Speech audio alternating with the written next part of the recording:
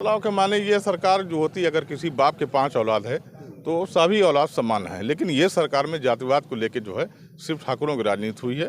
Backward, OBC, मुस्लिम इनको कोई नहीं देखा गया, ना कोई बात हुई। मेरी बात ध्यान, बुलडोजर मुसलमान पे चलेगा, यादवों पे चलेगा, ठाकुर यहाँ धनंजय सिंह देख लीजिए। नमस्कार, आप देख रहे हैं हुंकार 24/7 में हूँ आपके साथ सत्यपाल। मैं अभी हूँ जौनपुर के न्याय परिसर में, जहाँ से न्याय की तकरार होती है, न्याय की इकरार होती है। यहाँ से अगर मैं कहूँ संविधान का तीसरा पिलर माना जाता है, और आज मैं चौथे पिलर की तरह समझने आया हूँ उत्तर प्रदेश में माहौल क्या है, किसकी बनेगी सरकार, कौन होगा मुख्यमंत्री, क्या बदलाव होगा या वापसी होगी। जौनपुर विधानसभाओं में विशेषकर सदर से क्या विधायक वापस होंगे या किसी नए को मिलेगा मौका, इस सारी व्यवस्थाओं को समझेंगे। हमारे साथ कुछ अधिवक्ता हैं जो अभी यहाँ से छुट्टी हो चुकी है, घर जा रहे थे, हमने उनको रोका है। समझने की कोशिश करते हैं सबसे पहले क्या है क्षेत्र की जनता का माहौल। आप यहीं रहते हैं, सदर विधानसभा में ही हैं जी। तो क्या शुभ नाम है पहले आप? मेरा नाम विनय कुमार सिंह है। विनय कुमार जी। जी। क्या मूड लग रहा है जनता का आपकी बार? जनता का मूड जैसा कि वर्तमान सरकार ने सुरक्षा के मुद्दे पर, स्वास्थ्य के मुद्दे पर और आर्थिक मुद्दे पर एक बेहतरीन कदम उठाया है, और मैं समझता हूं कि वर्तमान विधायक की, सिटी विधायक की वापसी होनी चाहिए।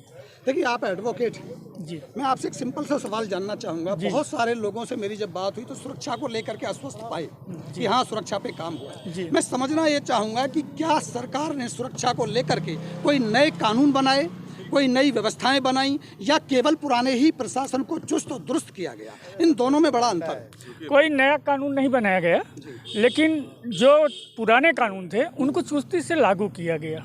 पुलिस को थोड़ी स्वतंत्रता दी गई, पुलिस प्रशासन के कामों में हस्तक्षेप कम किया गया, इसलिए पुलिस निष्पक्ष होकर के काम किया और समाज को भय मुक्त वातावरण दिया। जी सर। क्या शुभ नाम है सर आपका? हमारा नाम तालिब रज़ा एडवोकेट शकील अहमद कहते हैं हमको। जी सर। सिविल कोर्ट में प्रैक्टिस करता हूँ, लगभग 18 साल हो गया प्रैक्टिस करते हुए हमको। पूछिए क्या पूछना चाहते हैं? क्या लगता है अब की बार वापसी होनी चाहिए या बदलाव होना चाहिए? नहीं, बदलाव होना चाहिए। माननीय अखिलेश यादव सरकार होना चाहिए जी। बदलाव के मायने क्या हैं, क्यों बदलाव होना चाहिए? बदलाव के माने ये सरकार जो होती है, अगर किसी बाप के 5 औलाद है तो सभी औलाद समान है। लेकिन ये सरकार में जातिवाद को लेकर जो है सिर्फ ठाकुरों की राजनीति हुई है। बैकवर्ड, ओबीसी, मुस्लिम इनको कोई नहीं देखा गया, ना कोई बात हुई। मेरी बात ध्यान सुनिएगा कि लगभग 600 साल यहाँ पे मुगल आए, 200 साल अंग्रेजों ने शासन किया, 70 साल कांग्रेसों ने। उसके बाद लोग कहते हैं कि हिंदू खतरे में है। हिंदू नहीं बल्कि देश खतरे में है।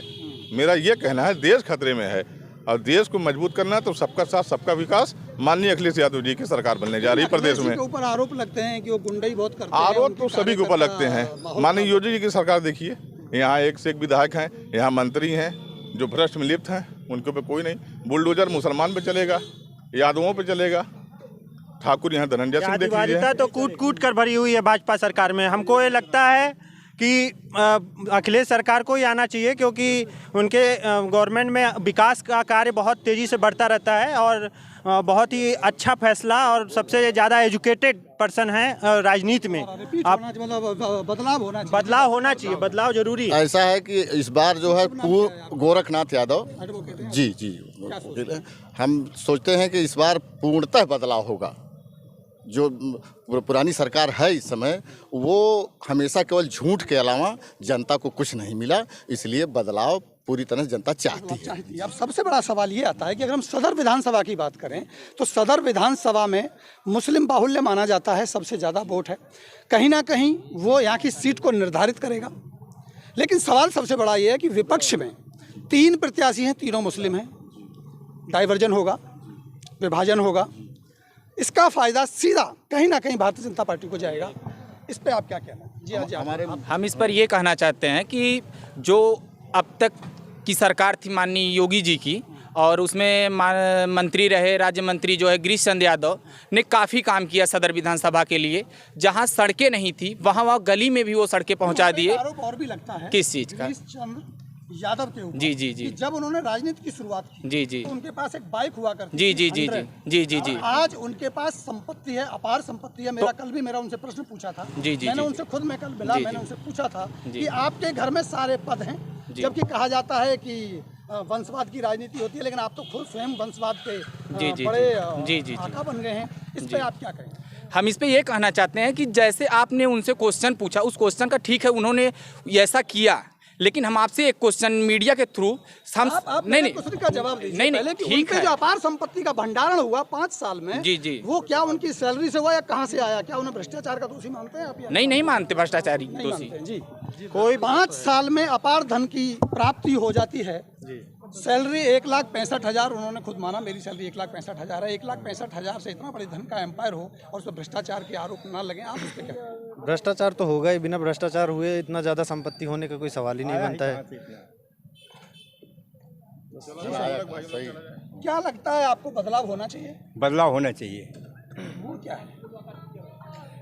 ये सरकार केवल सब झूठा बोलती है, कहती है ये रोड बनवा दिए, वो रोड बनवा जाइए तो सब कंकड़ है। ये है गड्ढा युक्त को गड्ढा मुक्त करते हैं और वो सुबह रात में बनती है, सुबह फिर गड्ढा युक्त हो जाती है। बस एक दिखावा, छलावा, बहकावा। बताइए सर, विकास भी नहीं होता है। एक मिनट, आप माननीय मंत्री जी गिरीश चंद्र यादव पर जो आरोप लगा रहे हैं, क्या मैंने कोई ये आरोप आरोप उनसे खुद पूछा था, आपने उन्होंने पूछा था, वो ठीक है कि उनका वेतन आपने पूछा था, लेकिन कहीं कोई साक्ष्य है कि उन्होंने अकूत संपत्ति प्राप्त किया? ऐसा कहीं कुछ नहीं। एकदम साक्ष्य साक्ष्य क्या हो इसका सकता साक्ष्य दिया जाएगा। आप भूल रहे हैं विनय भाई आप साहब, बताइए। नहीं विनय भाई साहब हमारे बड़े भाई ये भूल रहे होंगे कि वो यहाँ प्रैक्टिशनर थे और प्रैक्टिस करते थे। एक उनके पास हीरो होंडा मोटरसाइकिल थी, उसके सिवा उनके पास पक्का मकान भी नहीं था। और माननीय अखिलेश यादव सरकार बनेगी तो उनकी जो है जांच होगी और कुंडली निश्चित तौर पर निकाली जाएगी, कुंडली जांच निकाली होगी। चलिए, बहुत बहुत धन्यवाद आप लोगों का, आपसे बात हुई। जी जी बताइए, कुछ और कहना चाहिए? वहाँ के विधायक शाहगंज के समय वो हैं क्या, ललई यादव जी। उनके पास गाड़ी नहीं है, उनके पास बंगला नहीं है, उनके पास दिल्ली में मकान नहीं है, लखनऊ में मकान नहीं है। उनसे नहीं आप पूछे? बिल्कुल पूछेंगे कहाँ उनसे भी। नहीं भाई पूछे? देखिए, एक उनके पास जमीन नहीं है। आप भी वकील हैं, आप भी जी, वकील जी। हैं। एक चोर आके ये कहता है मैंने चोरी कर ली, वो कहेगा आपने वो चोर क्यों नहीं पकड़ा है? जिसकी शिकायत होगी खिलाफत उसी के नहीं, खिलाफ। शिकायत इनकी नहीं हो रही, सुन रहे हैं शिकायत में। शिकायत जनता शिकायत सुने हैं कि नहीं आप? जनता शिकायत। हैं? पारस के पास क्या है? जनता सवाल पूछेगी। पारस के पास अब तक क्या रहा? देखिए, लकी के पास क्या है? ठीक है, आपकी बात बिल्कुल ठीक है। सब करते हुए विकास होना चाहिए सर, चाहे जो कुछ भी हो, लेकिन विकास होना चाहिए। हाँ, लूटे भी विकास हो, दोनों बातें होनी चाहिए। लूटते रहें और विकास करते रहें। आपके through I have no problem about पहले आप जैसे अखिलेश इनकी गिरीश चंद्र यादव की बात किए, तो हम तो पूछते हैं कि अभी अखिलेश यादव की बिटिया जो है क्या है, जो उसके पास 20 करोड़ आ गया, क्या है? सीनियर एडवोकेट आगे क्या सुना है सर? अवधेश कुमार चंगेटोके। अवधेश कुमार सिंह, क्या है मूड सबसे पहले जनता का? अब की बार अधिवक्ता क्या सोच रहा है? अधिवक्ता तो देश हित में सोचता है, कानून व्यवस्था सोचता है, और दो चीज तो मुख्य, पहले विकास हो अपनी जगह है, लेकिन देश हित, कानूनी व्यवस्था और देश का विकास। का हो रहा है, देश का तो चुनाव ही नहीं हो रहा है। प्रदेश का हो रहा है तो प्रदेश में भी विकास होना चाहिए, प्रदेश में भी कानून व्यवस्था होना चाहिए। तो सर प्रदेश में पाकिस्तान की सीमा थोड़ी लगती है। नहीं, पाकिस्तान तो से विकास की बात होगी। हाँ, तो विकास देश की जब बात होगी तब चाइना और पाकिस्तान की। न चाइना पाकिस्तान की बात नहीं कर रहा हूँ, हम अपने देश के हित की बात कर रहा हूँ। प्रदेश की वोटिंग हो रही है, प्रदेश की वोटिंग हो रही तो प्रदेश की सरकार हो, वोटिंग किसके ऊपर होनी चाहिए? प्रदेश की वोटिंग अच्छी सरकार बनाने की प्रति अच्छी हो। सरकार की परिभाषा क्या है? अच्छी सरकार की परिभाषा ये है कि वह विकास? नहीं, विकास अच्छा हो। विकास की परिभाषा क्या है? विकास की परिभाषा कि हर आदमी खुश हो, सीवर, सड़कें, हर आदमी खुश हो, हर बिरादरी के लोग खुश हो, स्वावलंबी चलिए हो। बताइए, मैं गया पर पूर्वी उत्तर प्रदेश से लेकर पश्चिमी उत्तर प्रदेश तक मेरा दौरा चल रहा है। मैं अभी पूर्वी उत्तर प्रदेश में हूँ, मैं पश्चिम से आया हूँ। मैंने वहाँ किसानों से बात की। किसानों ने कहा कि पिछले 5 साल में आवारा पशुओं की संख्या इतनी बढ़ गई है कि पूरे दिन हम खेत में काम करते हैं, रात को हम उसकी रखवाली करते हैं। अब देखिए, किसान हित तो सर्वोपर है, क्योंकि वह बहुत मेहनती। मेरे देश की जनता में जो किसान है वो रीढ़ की हड्डी है, बट वो खुश नहीं है। खुश नहीं है, ये भी बात मानते हैं। इस नाते खुश नहीं, इसके लिए गवर्नमेंट इसके लिए गवर्नमेंट जिम्मेदार है। किसान इतनी सरकार आई गई, किसान आज तक खुश नहीं हो पाए।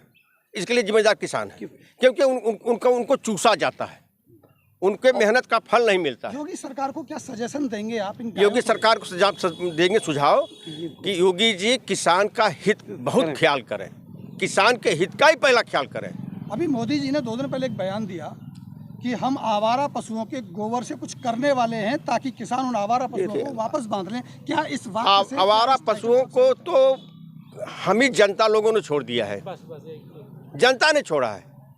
उनकी रक्षा करना मेरा फर्ज होता है। यदि मैं गाय रखा हूँ, बछड़ा है, बछिया है या जो भी जानवर हैं, उनके पहले होता था किसी जानवर को नहीं छोड़ा जाता था कि जाएगा दूसरे की फसल नुकसान करेगा। अब हमारी जनता की सोच है कि पहले बस काम नहीं, इनसे मतलब है, इनको छोड़ दो तो फसल चरेंगे ही, किसान का ही नुकसान करेंगे।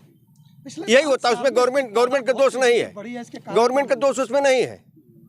आवारा पशु टहल रहे हैं तो उनको आवारा मत कहिए। वो मेरे ही गाय के बछड़े हैं, मेरे आपके बछड़े ही हैं। अंत में सवाल यही पूछूंगा, बदलाव होना चाहिए। उनसे मतलब नहीं है तो कुछ क्या बदलाव आखिरी सवाल है, बदलाव होना चाहिए। नहीं, अच्छी सरकार है तो अच्छी सरकार बनी रहे, बदलाव कोई जरूरत नहीं है।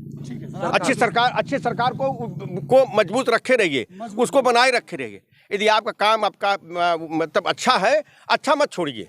अच्छा छोड़ के बदलाव के नाते बुरा लाइए, ये नहीं ठीक है। अच्छे कोई बनाए रखे।